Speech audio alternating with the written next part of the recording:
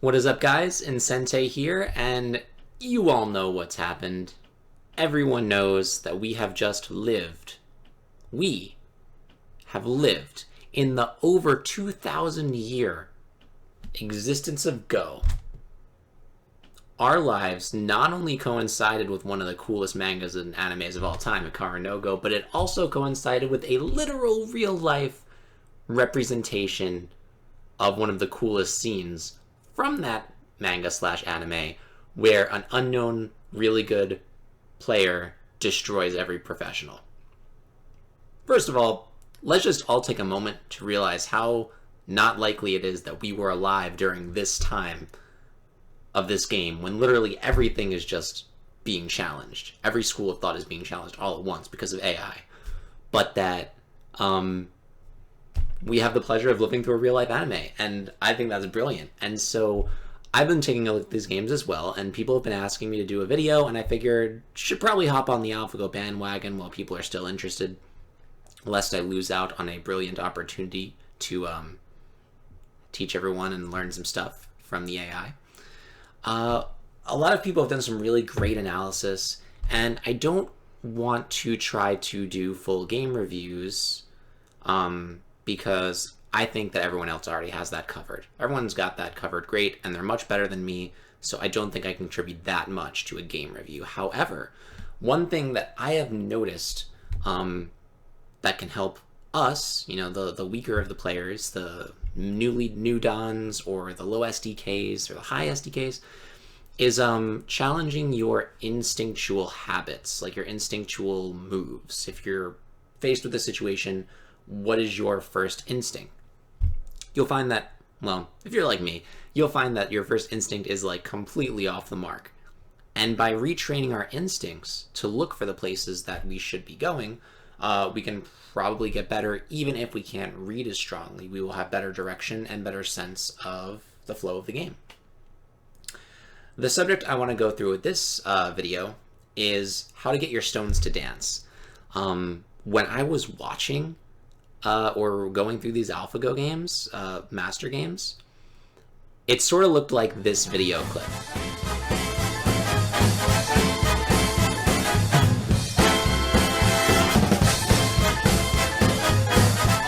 Muhammad Ali, I think, is a brilliant representation of AlphaGo, because it looks like he's putting minimal effort and your opponent is trying so hard, but he fills the space that your opponent leaves behind and makes sure everything is strong. And when he decides to do an attack, it's not until everything is perfect. And if it's not perfect, he just lets his opponent tire himself out and waste energy. Which is sort of how I got the sense that AlphaGo is. AlphaGo floats like a butterfly, and AlphaGo knows how to make its stones dance. The way that it uses its stones is beautiful. And if you look at the games, you can see two distinct styles, or two distinct dances that AlphaGo decides to use, depending on if AlphaGo is strong in the area or weak in the area. And I think learning how to do those different dances is extremely useful for players. So without further ado, let's learn how to dance.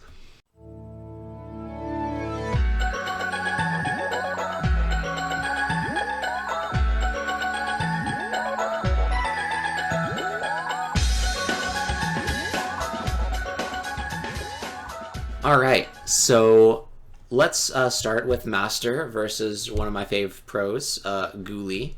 Ghoulie's taken black in this game. We see a very simple opening. Dual 4/4s all around. He approaches, backs off, and we see a very, first off, interesting move. One that I would never have done.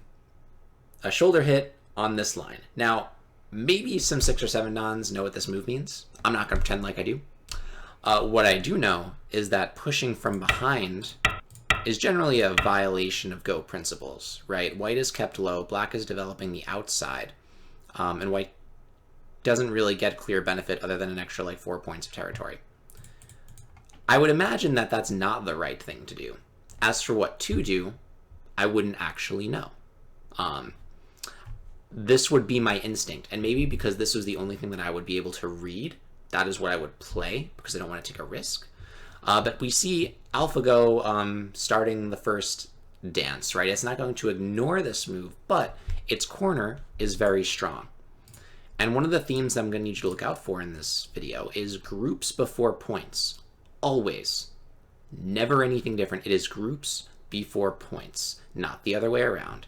And first thing AlphaGo does is like, all right, I'm gonna just not do that. I'm gonna kick. You did not respond to this move, right? So this stone and this area, I'm going to fill that empty space. You went this way, I'm gonna go this way. You went this way, I'm gonna go this way. And not only is that sort of kind of circumventing the attack, but it's this group is even more strong than it used to be. Groups before points, exactly what I'm saying. And it's not helping black do anything more to make this stone better. It's not helping in any way. It is like, I will fill the space you left behind and make my group strong. So it's playing very conservative, very solid in the face of an unexpected move. Prompts a response. It does not leave the group yet because the group is not completely safe. Now that black has responded this way, white's going to push up in an attempt to keep these two groups separated. So make this one weaker by comparison, and it's fixing all of the shape problems that we see from this initial attack. Black's going to lightly jump away. And now that white is strong, white is going to sort of look to wreck the shape of black's. White's like, look, that one space jump is cuttable, and I'm going to demonstrate that it is cuttable to you, and I don't have to worry about a thing because my group is like iron. It's not going to be able to be attacked at all. And because it made it sure its group can't be attacked at all before attacking, it has literally nothing to worry about. Still solid, 2 cutting points. Black wants to keep at least this sticks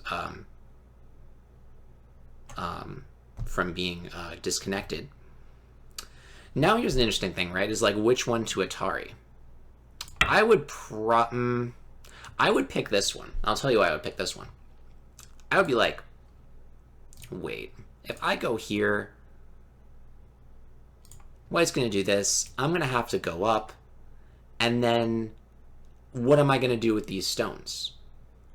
Right? Black can, once he makes his group safe, I'm going to need to figure out, like, what do I do? Do I, like, try to attack this? That's not going to work. I'm just going to be, like, making a weird kind of dame-ish sort of center group, and then black's going to get initiative over here. And I didn't see how I could really use these stones to do anything. So I'd be like, I'm not cutting there. I'm just going to maybe take a bigger corner, still leave a cutting point. He has to defend in Gote. Now maybe I can do something else, like split. Not too close because of influence, but like maybe here. That would be my thinking. Because I would be thinking about using the cutting stone the completely wrong way. And so now we see AlphaGo's idea of how to use a cutting stone. The same sequence I played was shown. AlphaGo extends. Guli has to make his group safer, right? He doesn't want to get attacked. And AlphaGo doesn't try to do anything with these stones. He does not try to make these stones stronger because there's no advantage. Especially if he makes these stones stronger, black lives under here, then what's this thing attacking? It's not going to be attacking anything that's going to have no value. So the first thing AlphaGo wants to do is, remember, groups before points, don't do that, is this. Remove the eye space of the bottom group. Keep it unsettled. And if you can keep it unsettled, then these stones have some value still. It can still attack something.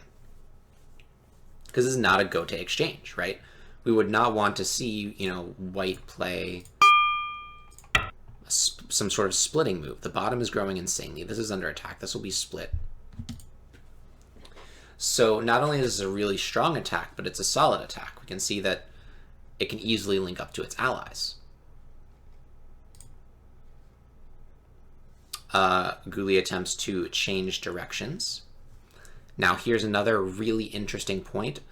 Immediately with this, I'd be like, Mayday, Mayday, like I need to live somehow. Maybe like this. And then try to make my group solid. Then maybe black can do this or connect everything. And so now there's like no attack at all. But AlphaGo realizes, hey, wait a minute. He didn't really respond here. So this will stay weak as long as it doesn't get connected to this. So it does a leaning attack. But as soon as it does this leaning attack, it makes sure that its group is more or less safe. And so its strategy seems to be, what's the minimum number of moves I need to make my group safe and his unsettled, and then just go somewhere else. And now we see how the correct way to use these cutting stones are. Remember I was like, but if I try to attack, I'm going to get pushed, and then I'm going to occupy Dame, and nothing's going to work, and these cutting stones are useless. AlphaGo knows that, right? AlphaGo's not dumb. It's not going to try to run those out. It's just going to use those as leverage to make another strong group where he previously could not have made as strong of a group. Because now black has to worry about two different things. Keeping this from connecting to this, and keeping these safe now, because now this is weak. So black has to do a disconnect. White doesn't even try to fight him on it. White's like, all right, you made your choice. I'll concede those cutting stones for now, because they're not off the board yet, so they've just got use. I'm going to make a very well-known, very strong shape that will establish a presence on the right side of the board. Simple. None of these shapes, aside from this lower left, this lower left is pretty advanced. You need to have a little bit of reading to understand that the 3-3 is fine, that white can live here. But these shapes are very solid. There really is not, he's not jumping all over the board like Gu Li is. He's playing very, very group-oriented. He's very group-sensitive. It, or she. It's a she now? Or have we decided that it's a she? Because I'll start calling it she. But I don't know if we've actually, as a group, confirmed the gender of AlphaGo yet. That's neither here nor there. It or she, those are the two things I've heard, makes just a good group here. And the Aji's still not gone, right? So he has to spend another move making sure that peeps and disconnections aren't a thing. And he had to respond. And so White's like, cool, I'm going to approach you again and make this group weak. So we see a very different style when AlphaGo is not in its own house versus when AlphaGo is in its own house, right? So if we take the beginning of the game, AlphaGo was in its own house, right? Black was trying to attack white in its area. White played very solid, very strong. It was like, what's the minimum thing I need to Tanuki, or to abuse the shape that you inevitably need, the bad shape you need to make because you're not in the strong area. Once it abused that shape, right, still, it's playing strong, close to his stones. He's not jumping all over the board. He's making a strong-ish group. He can read better than me. But now, when it comes to here, he's not really in his own house anymore. I mean, he kind of is. It's a little bit half and half. This thing is not strong. But there's this also. So white is making sure that he has a shape that is connectable. Or, you know, if black tries to invade, white has answers. He's not just going to do this now, right? And so now that that's eliminated, that Aji is for the most part eliminated, now he's going to, since this is connected, start to expand his influence over here, and white doesn't need to be as solid anymore because now it's 3 stones against 1. It is a more or less better area for white now than it used to be. Disconnects. He's prepared to make a strong group in whichever direction black wants. Black activates the cut now. And white doesn't try to cut and fight. White's like, I need to make sure my group is alive, because that cut is always there. Black had to defend it anyway. And white made his group strong and weakened this group. So these shapes are not actually complicated. We've seen all of these before. But its use of the cutting stone here to get this group is beautiful. And it's dancing so well and being light exactly how it needs to be, when it needs to be, and being strong and heavy exactly when it needs to be. It's being strong when its area is being attacked. It's being light when it is the attacker, or it's in a neutral area or an area that's more or less controlled by black. And notice light doesn't mean crazy, right? White doesn't play, if we go back, white doesn't do this, right? And then like do this and be like, I'm playing lightly. That's not light. You're just not, your shape is just awful. Your stones aren't doing anything and you don't have solid groups. That's not light, right? This is light, because if black tries to invade, we've got answers and we can live and we can sort of switch paths as we need to be. Is there any more I wanted to talk about this game? That was awesome. Groups, right? Don't push this way. Have a good group. Yes, yes, because I want to show you how white would handle playing in an area that is heavily controlled by your opponent. Right, so this was fairly neutral. White used forcing moves to get a good group, and then this area became neutral. But this is pretty unquestionably like black's sphere of influence. So let's see how white decides to handle this. Starts out with an approach. White tries to smother. Makes a cutting point. Offers an exchange. So see if black tries to cut. That's just a simple ladder, and that's a safe group. And if black does try to kill off the Aji here, this is kind of undercut in two ways, so wouldn't be very valuable. So again, we see him threatening two different things. So black has to defend that cutting point. Still threatening the ladder. That move still does the same thing, right? So Sente.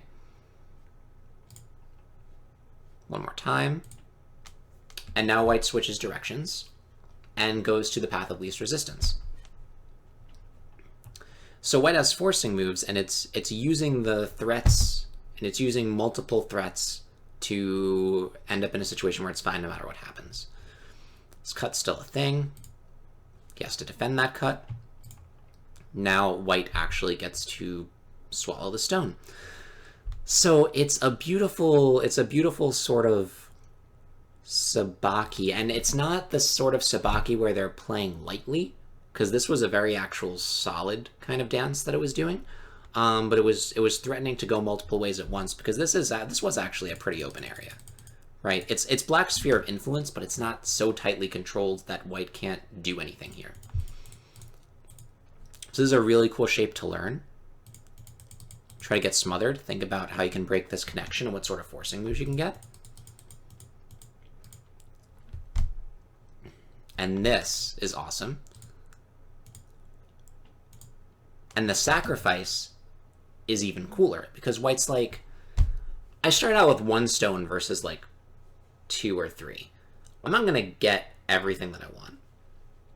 I'm not going to try to save, everything that I have. It's more important for me to erase his ability to squeeze me down here and build points in this direction. So he gives one forcing move, and then extends out this way. Does not play here to capture those stones. And then allow something like this. He recognizes the more important direction. And now white's got a beautifully solid group. Nothing black can do to it matters anymore, again, right? There's no weaknesses in white's shape. Awesome.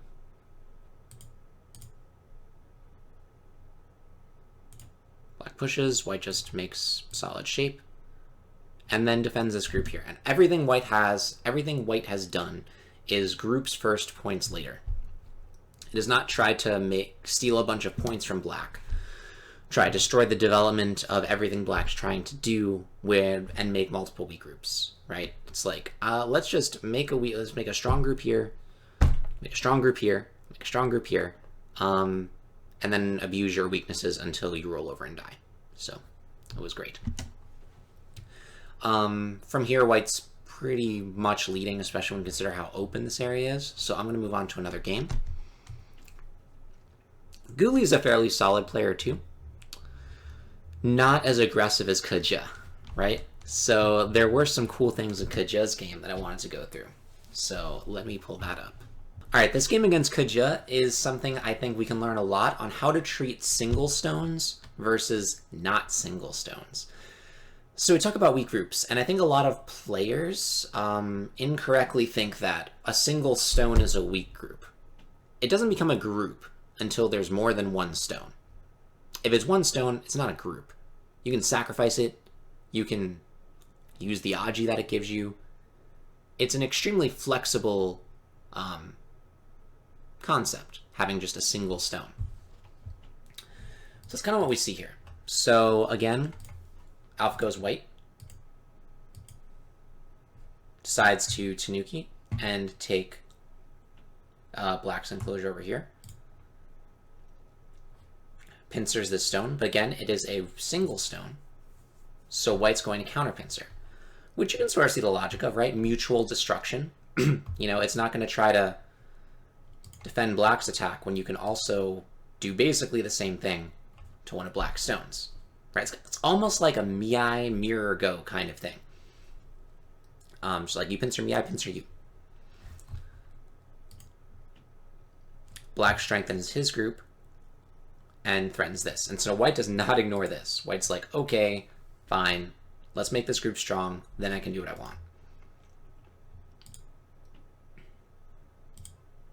Cuts. And there's a lot of high-level reasoning as to why this was considered not a great Joseki. I'm not going to get into that. I'm just going to take the idea that white just wanted a solid group here in Sente, which it got. So, hallelujah. Now it can go to work on handling this and dancing with his two partners over here. So, white's not as in its own house, clearly, right? AlphaGo has to figure out how to manage this group without giving black a crap ton of forcing moves, because it's too big to sacrifice. Typical Sabaki technique is attaching. So that's what we see here. Black attacks and makes points at the same time, but white doesn't try to fight him on that. White's like, I'm just going to fill in the space you left behind, because I need my group to be strong. Black goes over. White descends. Now the group has I shape. It is out. And black kicks. Now think about the flow of the game. A move like this is just giving black so much profit.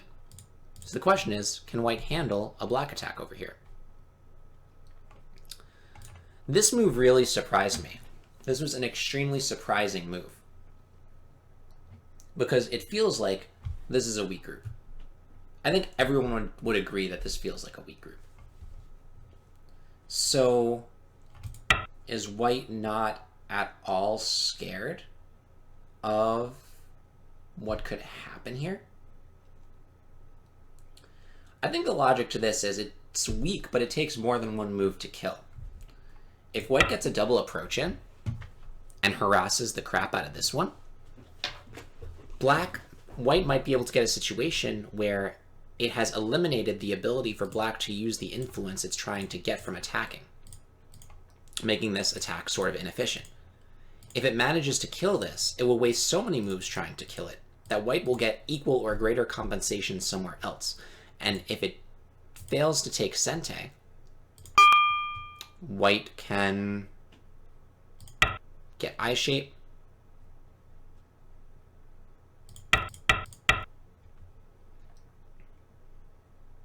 Maybe we can see some pokes and a connection, and it's out. It's not the healthiest thing in the world, but it's got eye shape.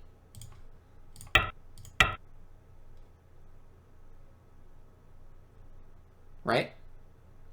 And, you know, white can play here for an eye. White can play here for the possibility of getting 2 eyes. And also maybe later attacking this black group. So it's weak, but it's not something that is so weak that it could die in 1 move. And since it can't die in 1 move, white doesn't want to just let black get so much strength from attacking it that it will wreck the rest of the board. So white plays there, and black extends. Now we see white go back and protect its group. And this is such a beautiful global awareness. Because like I said, if black went on the attack here, we might see a double approach, and these 2 stones might not be able to kill it, and it would erase the influence that these stones are giving if white secures a strong group here. Because black made its group strong over here, that possibility of ruining potential is gone. So white's like, not worth it to leave that unprotected now, so I'm going to protect it now. Such a cool idea of group management. And the way it danced around these stones is just so cool.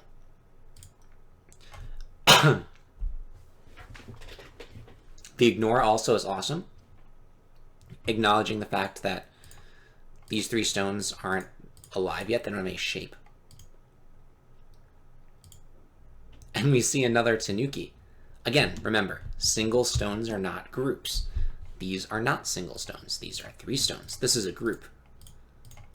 These are single stones. White sees that it can get a really great attack on these guys, so it's not going to kind of respond. White just kills it, basically, almost. And hammers at the shape point, threatening cuts in a billion different directions. Keeping everything connected. And so now black's group is kind of counterattacking. So it didn't die, right? So you might be thinking, oh my god, like, why would white try to attack something and now now white's under the attack? Not to mention white traded unanswered exchanges here and here. And the reason is because of white's ability to dance, honestly. So watch what happens. White threatens a connection, black splits. White attaches to make Sabaki, making Miai of here and here. Black protects his group, kills off the stone for good. White's like, okay, I'll take the space you left behind.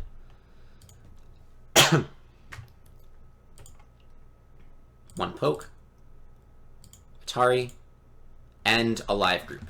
So black stones right now are occupying maybe like 2 points of territory, whereas whites are making 4, 8, 10 plus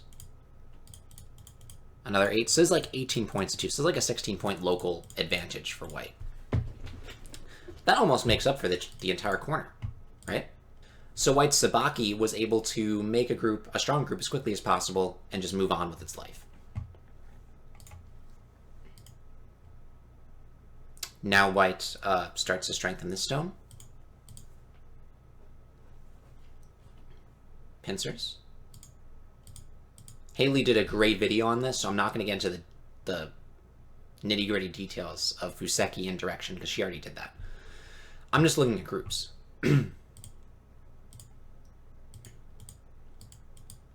So black gets a squeeze. And okay, this, oh my god, this. This is like quintessential Muhammad Ali Go. Like, this is exactly what this is. A black trying so hard to attack and have something happen, and white just flying around it and dancing around it, and everything's okay. Threatening to go in the corner. Now we're threatening to make shape come out this way. Get eye shape here or here. Attach for strength. This feels normal, making a table shape. Okay, here. I bet you like 50 bucks. Your first instinct in this position is to do this or this, right? Keep connected, a proverb, which we shouldn't listen to all the time because that's making our groups heavy. That's not a good way to dance. Instead, white decides to be like, you know what? If one of these lives, that's great for me. So I'm going to move in the other direction and now attack this stone.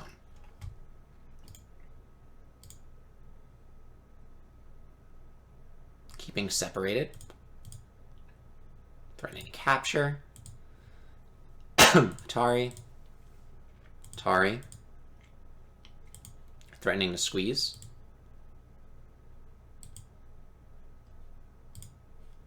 Threatening,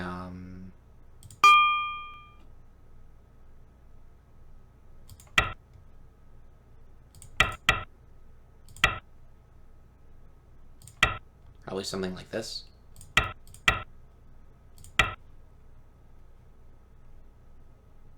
Right?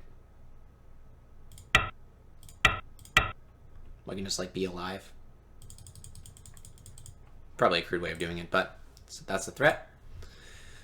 Atari, and it's out. And it's okay with sacrificing these because you know what? It still saved one of them, and that's the point of Sabaki.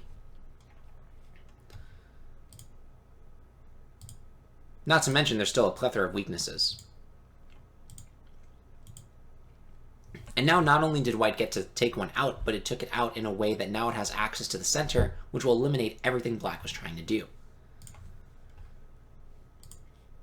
Apparently, there are still pushing problems here. Because that's still not connected, right? This looks scary because of that, right? So, black pushes, some endgame. Now this cut is so big. It's so big. And now white just seals off the entire left-hand side. It's in this way, and black goes on to lose the game. So over here is kind of what I wanted to show you guys. Resisting the urge to make heavy groups in a situation where your opponent is strong and you are not is so important for being a good Go player. Using what you have to make multiple threats and just get something out of it is just such good style, and it's such a flexible way to make your stones shine and to make them dance. But we saw how you shouldn't do that all the time, right? When white was in a place where it was strong, it played very solid. It played very strong, and it abused the shape of the opponent. But when it was not in a strong area, it played lightly, but not so lightly that it was unreasonable. But it was using forcing moves, it was using basic shapes that we know, choosing when to sacrifice versus when to not. And I think we could learn a lot from how it uses its stones and how it makes living groups and how easily it seems to just not worry about any attack that is being put on it. So that's sort of my 2 cents about how it uses groups, and I think that's one of the most important things we can really learn is groups before points, because if you have strong groups, the points come later. And that's all I'll say about AlphaGo for now. Hope you guys learned something. Hope you enjoyed the 2 games that I showed you. Don't forget to like, comment, subscribe. What are your thoughts on AlphaGo, of course? Check out all of my stuff that I'm doing in March. I'm going to be streaming again, so look forward to that. Yeah. I will see you guys on the grid.